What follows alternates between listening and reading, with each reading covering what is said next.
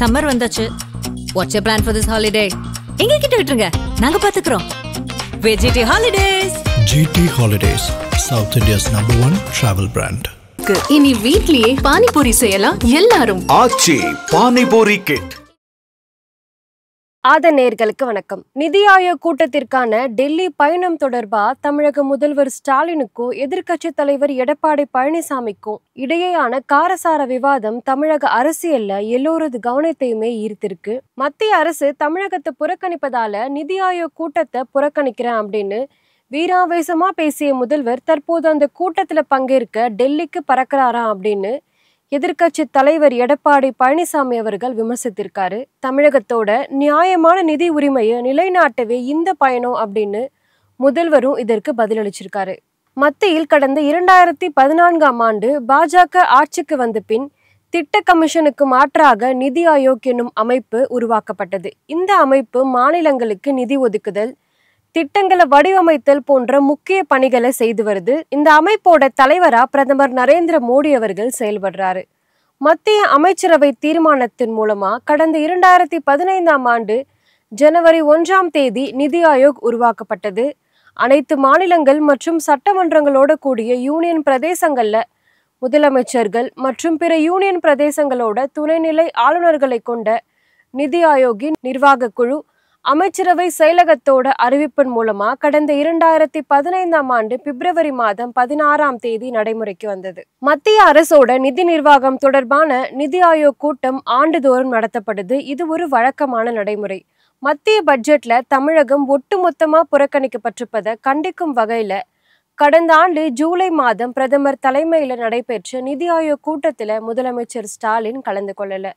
தமிழகத்துக்கான எந்த சிறப்பு திட்டமும் மத்திய நிதிநிலை அறிக்கையில இல்ல அப்படின்னும் தமிழகத்தோட கோரிக்கைகள் எதுவுமே பட்ஜெட்ல நிறைவேற்றப்படல அப்படின்னு முதலமைச்சர் அப்போது குற்றம் சாட்டியிருந்தாரு. தமிழ்நாடு என்ற சொல்லி மத்திய பட்ஜெட்ல இல்ல அப்படின்னு சொல்வதை விட மத்திய பாஜக ஆட்சியாளர்களோட சிந்தனையிலும் செயலிலும் தமிழ்நாடு இல்ல, பாரபட்சமும் ஏமாற்றமும் தான் மத்திய பட்ஜெட்ல இருக்கு அப்படின்னு தெரிவிச்சிருந்தாரு. தமிழகத்தோட தேவைகளையும் உரிமைகளையும் நிலைநாட்ட மக்கள் மன்றத்துல தொடர்ந்து நாங்கள் போராடுவோம் அப்படின்னு மத்திய அரசோட பட்ஜெட்ல தமிழ்நாடு ஒட்டுமொத்தமா புறக்கணிக்கப்பட்டதை கண்டிக்கும் வகையில நிதி ஆயோக் கூட்டத்தை புறக்கணிக்கிறோம் அப்படின்னு முதலமைச்சர் ஸ்டாலின் அவர்கள் தெரிவிச்சிருந்தாரு.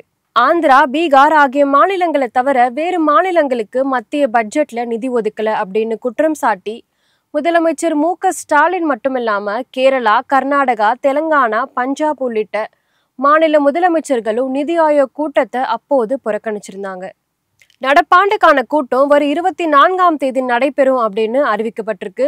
பிரதமர் நரேந்திர மோடி தலைமையில நடைபெறும் இந்த கூட்டத்துல அனைத்து மாநில முதல்வர்கள், யூனியன் பிரதேச துணைநிலை ஆளுநர்கள், முக்கிய பொறுப்புகளை வகிக்கும் மத்திய அமைச்சர்கள் இவங்க எல்லாருமே பங்கேற்க போறாங்க. இதற்கான அழைப்பு அனைத்து மாநில முதல்வர்களுக்குமே அனுப்பப்பட்டிருக்கு. தமிழக அரசியல் களம் தற்போது 2026 சட்டமன்ற தேர்தலை நோக்கி மெல்லமா நகர்ந்து கொண்டிருக்கு. இதையொட்டி அரசியல் கட்சிகள் பல்வேறு வியூகங்கள்ல வகித்து வராங்க. மறுபுறம் தமிழக உரிமைகளுக்காக டெல்லியோட திமுக அரசு மல்லு கட்டி வருது. பள்ளி கல்வித்துறை நிதியில தொடங்கி பேரிடர் மேலாண்மை நிதி வரைக்குமே பலவற்றை மத்திய பாஜக அரசு நிலுவையில வச்சிருக்கு. இது தொடர்பாக கடிதம் மூலமாகவும் துறை சார்ந்த அமைச்சர்கள் மற்றும் அதிகாரிகள் மூலமாகவும் டெல்லிக்கு தமிழக அரசு சார்பில் கோரிக்கை விடுக்கப்பட்டிருக்கு. இந்த சூழ்நிலையில தான் முதலமைச்சர் ஸ்டாலின் நிதி ஆயோக் கூட்டத்துல இந்த ஆண்டு பங்கேற்க போறாரு. இதற்காக அவர் வரும் 23ஆம் தேதி மாலை டெல்லிக்கு புறப்பட்டு போறாரு. அங்க 24ஆம் தேதி கூட்டத்தை முடிச்சுட்டு அன்று மாலையே சென்னை திரும்புவாரு அப்படின்னு கூறப்படுது.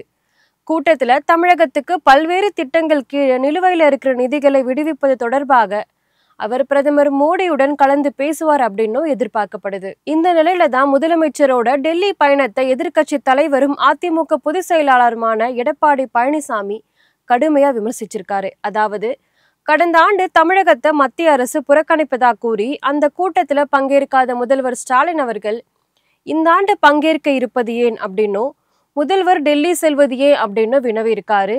இது தொடர்பாக எடப்பாடி பழனிசாமி வெளியிட்டுள்ள எக்ஸ் தள பதிவுல மத்திய அரசு தமிழ்நாட்டை புறக்கணிப்பதால நிதி ஆயோக் கூட்டத்தை நான் புறக்கணிக்கிறேன் அப்படின்னு வீராவேசமாக பேசிய முதல்வர் ஸ்டாலின் தற்போது நிதி ஆயோக் கூட்டத்துல பங்கேற்க டெல்லிக்கு பறக்கிறாராம் அப்படின்னு குறிப்பிட்டிருக்காரு. தமிழக மக்களோட நலன் கருதி போகாதவர், தன்னுடைய குடும்பத்திற்கு ஒரு தேவை அப்படின்னும் இதுக்காக போறாரு அப்படின்னு ரொம்பவே கடுமையா விமர்சித்திருக்காரு. அன்று 2Gக்காக அப்பா டெல்லி சென்றார் என்று டாஸ்மாக் தியாகி தம்பி என எடப்பாடி பழனிசாமி தன்னுடைய பதிவுல குறிப்பிட்டிருக்காரு. வெள்ளை குடைக்கு வேலை வந்து விட்டதோ அப்படின்னு வினவியிருக்காரு. படுத்தே விட்டாரையா, எல்லாம் தம்பி படுத்தும் பாடு என முதலமைச்சர் ஸ்டாலினை எடப்பாடி பழனிசாமி ரொம்பவே கடுமையா விமர்சனம் செய்திருக்காரு.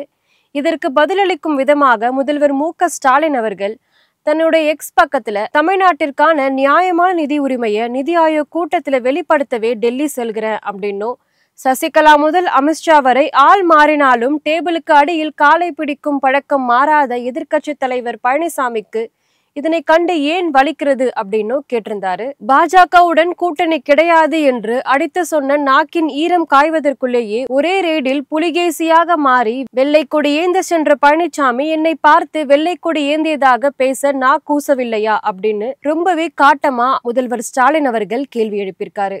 இந்த ஸ்டாலினின் கை கருப்பு சிவப்பு கழக கொடியை ஏந்தும் கை என்றும், பேரறிஞரால் தூக்கிவிடப்பட்ட கை, கலைஞரின் கரம் பற்றி நடந்த கை, என்னாலும் உரிமை கொடியைதான் ஏந்துவேன், ஊர்ந்து போக மாட்டேன் அப்படின்னு முதல்வர் ஸ்டாலின் அவர்கள் தெரிவிச்சிருக்காரு.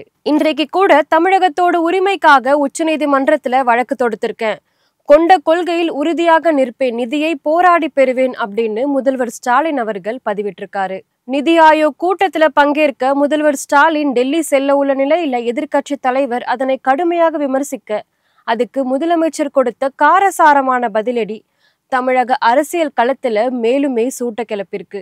முதல்வர் ஸ்டாலினுக்கும் எதிர்க்கட்சி தலைவர் எடப்பாடி பழனிசாமிக்கும் இடையே தொடர்ந்து இது போன்ற வார்த்தை போர்கள் இருந்து வரும் நிலையில மீண்டும் இது போன்ற ஒரு மோதல் அரங்கேறியிருக்கு. தமிழக சட்டமன்ற தேர்தலுக்கு இன்னும் ஓராண்டு காலமே உள்ள நிலையில பிரதான கட்சிகளான திமுகவும் அதிமுகவும் தற்போதே காரசாரமான வார்த்தை போர்ல இறங்கி இருப்பது இரண்டு கட்சிகளோட தொண்டர்கள் மத்தியில ஒருவித பரபரப்பை ஏற்படுத்தியிருக்கு. தமிழக சட்டப்பேரவை தேர்தல் நெருங்க இந்த வார்த்தை போர் மேலும் உக்கிரமடையலாம் அப்படின்னு அரசியல் வல்லுநர்கள் பலருமே சொல்றாங்க. இன்னொரு வீடியோவில் உங்களை சந்திக்கிறேன். அதுவரை நான் பிரீத்தி பாபு.